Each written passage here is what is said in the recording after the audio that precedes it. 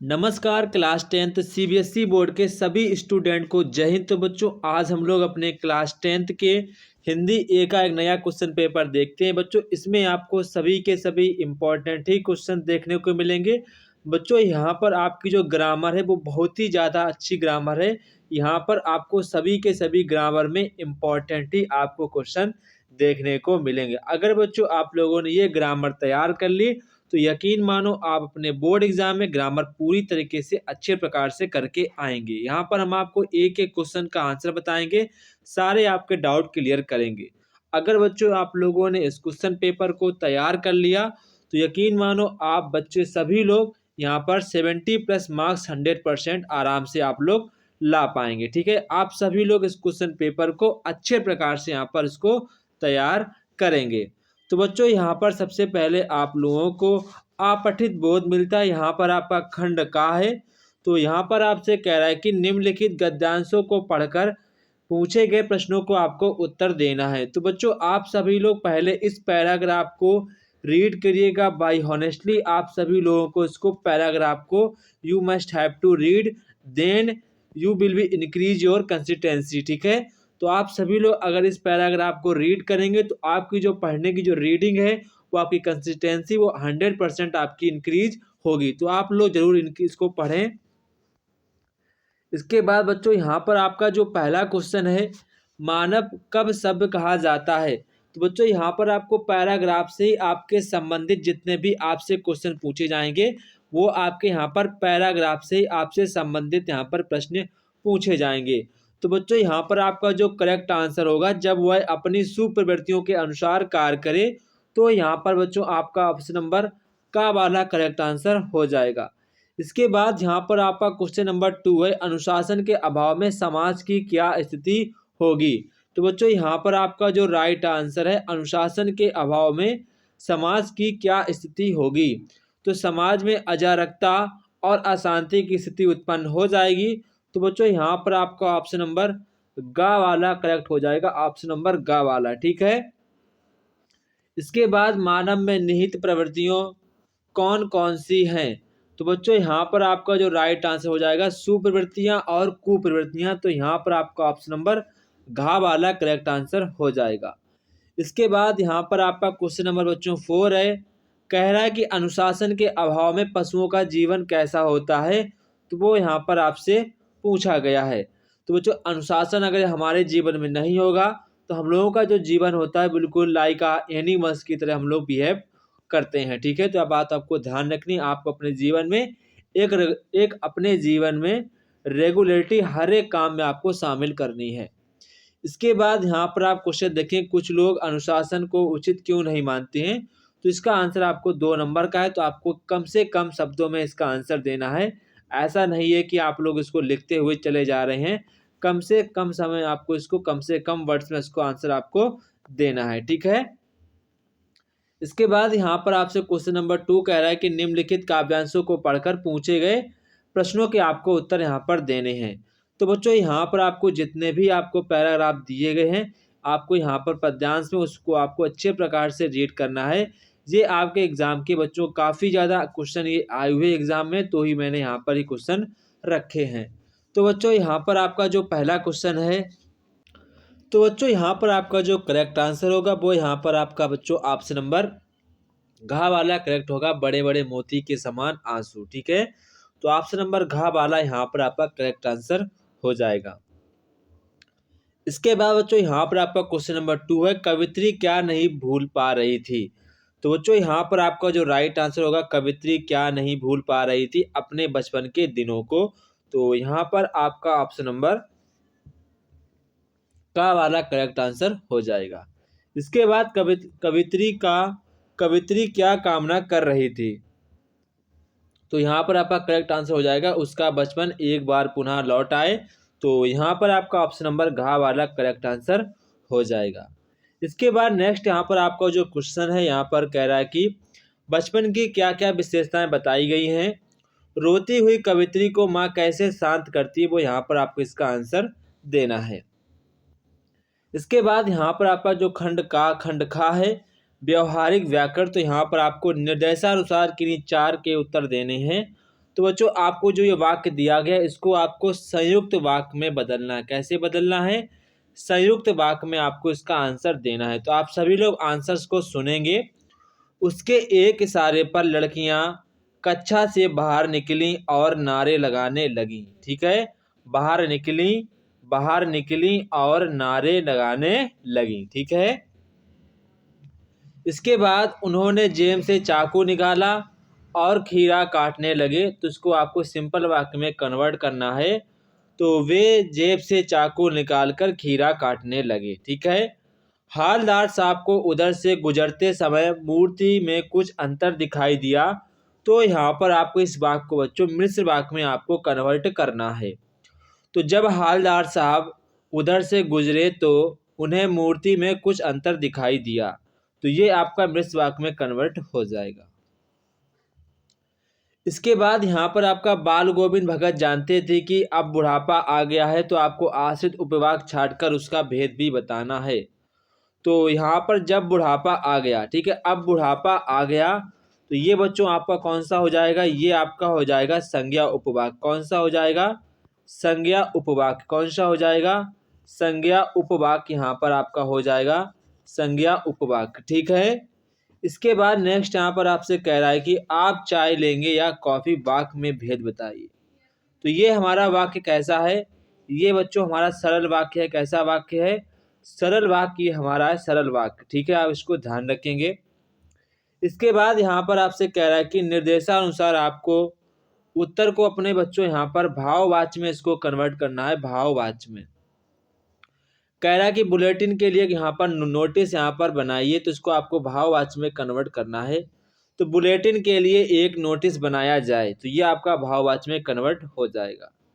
सत्य बोलने की प्रेरणा दी गई थी, आपको इसको इसमें बदलना है। तो उससे सत्य बोलने को प्रेरित किया गया था।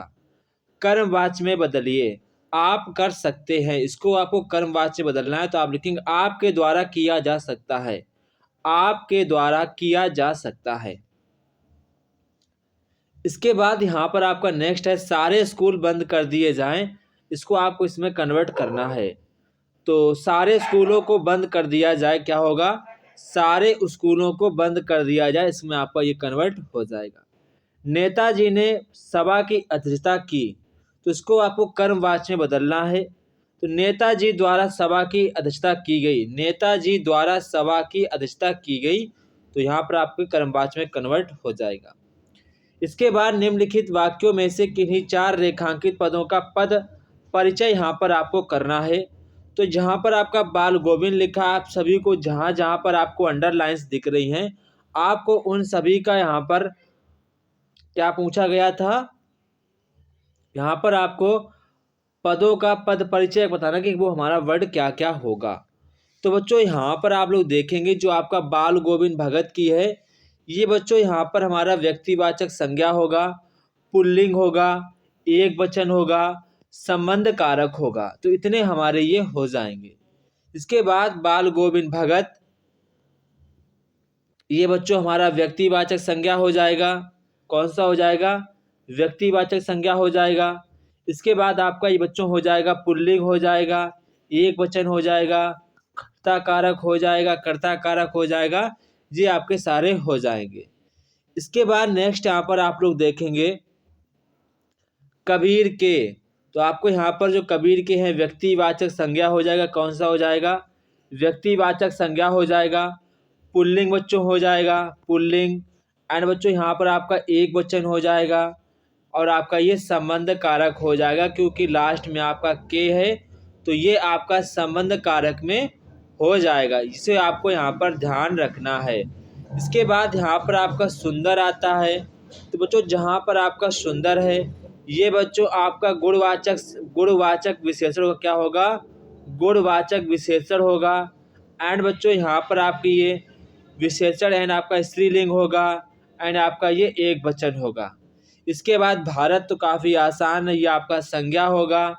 संज्ञा में व्यक्तिवाचक संज्ञा होगा, पुल्लिंग होगा, एक वचन होगा और ये आपका यहाँ पर कर्ता कारक हो जाएगा। तो ये आपको सारे कर हो गए हैं। इसके बाद नेक्स्ट यहाँ पर आपका जो क्वेश्चन है, निम्नलिखित काव्यांशों के अलंकार भेद कर पहचानिए। किन्हीं 4 प्रश्नों को आपको बच्चों करना है, किन्हीं 4 प्रश्नों को आपको करना है, ठीक है। इसके बाद यहाँ पर आपसे क्वेश्चन पूछा गया, देख लो साकेत नगरी है यही, स्वर्ग से मिलने गगन जा रही है। तो बच्चों यहाँ पर आपको सबसे पहले जो आपको ये सारे के सारे तैयार कर लेने हैं। ये आपके प्रीवियस ईयर बच्चों लगभग या हर एक जो क्वेश्चन है 2 या 3 टाइम्स बार रिपीट हुआ है, तो आप इसको अच्छे प्रकार से तैयार करके जाएंगे।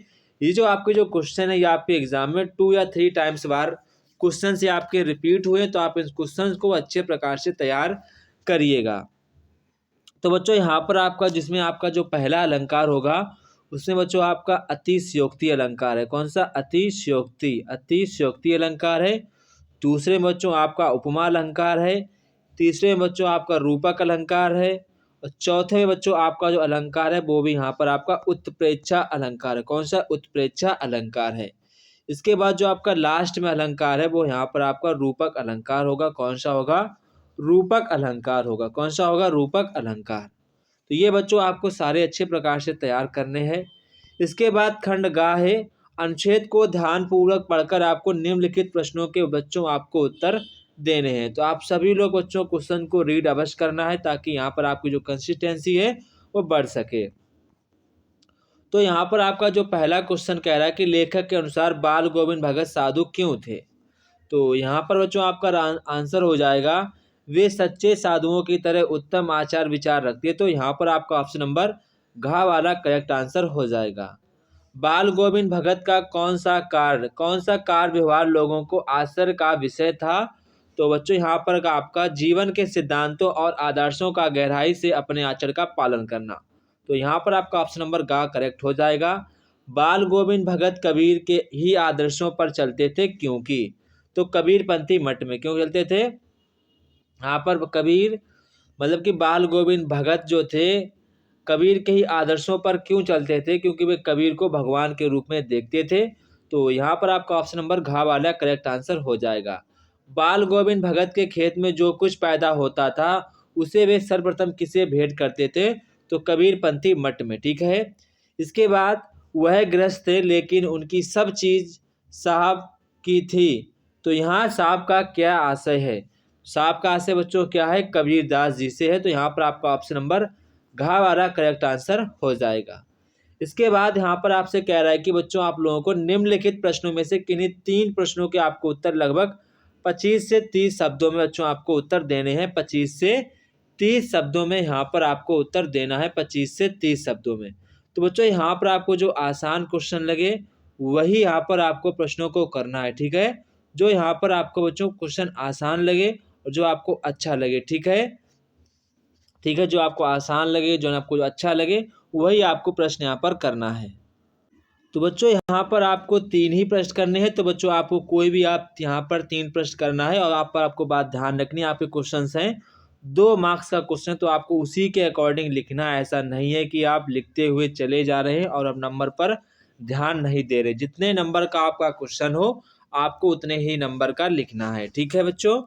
इसके बाद नेक्स्ट यहाँ पर आपका बच्चों खंड गा आता है। तो खंड गा में आपसे अनुच्छेद को ध्यान पूर्वक से पढ़कर आपको प्रश्नों के उत्तर देने हैं। तो बच्चों यहाँ पर आपका पहला क्वेश्चन कह रहा है कि कबीर जिस सुख की कल्पना कर रहा था वह कैसा था। तो कैसा था बच्चों? वो क्षणिक था। कबीर के सुख पूर्वक जीवन जीने की कल्पना क्यों समाप्त हो गई। तो बच्चों क्यों समाप्त हो गई थी? वो हो गई थी क्योंकि उसके प्रेयसी की मृत्यु हो गई थी, ठीक है। तो यहाँ पर आपका ऑप्शन नंबर ख वाला करेक्ट हो जाएगा।